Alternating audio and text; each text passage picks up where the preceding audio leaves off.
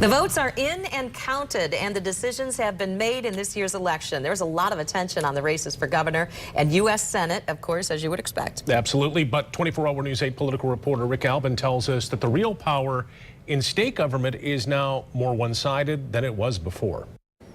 Before this week's election, Republicans enjoyed a 26-seat margin in the state Senate. That's 26-12. It was a big majority, and after the election, some observers thought they might have somewhat fewer. They would still be in control, but perhaps lose a seat or two. But that apparently is not what happened. Here's one of the reasons why.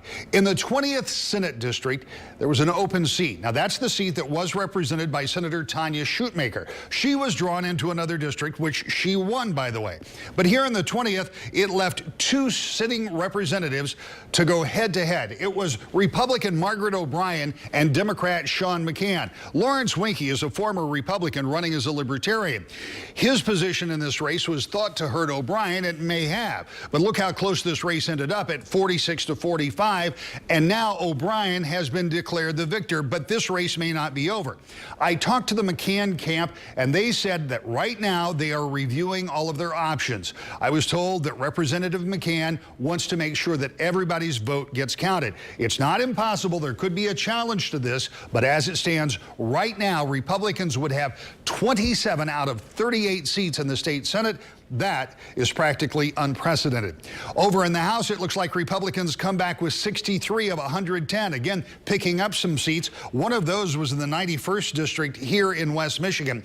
That's up in Muskegon County, and that was a rematch from 2 years ago. Then Republican Holly Hughes was the incumbent representative, and Democrat Colleen Lamonte beat her to become the representative. Now, 2 years later, Hughes returns the favor, and by the smallest of margins, she wins 47-46, and that means Republicans go back into the legislature with an even bigger margin in the state house. Now, in the 76th district in the Kent County area, that's where Winnie Brinks was also facing a challenge from Republicans. The Democrat there was able to hold on, and she will go back for her second term. She wins handily 52-46. That's just part of the makeup of the state legislature, and one of the things that we'll be watching as we continue to follow the results from Decision 2014.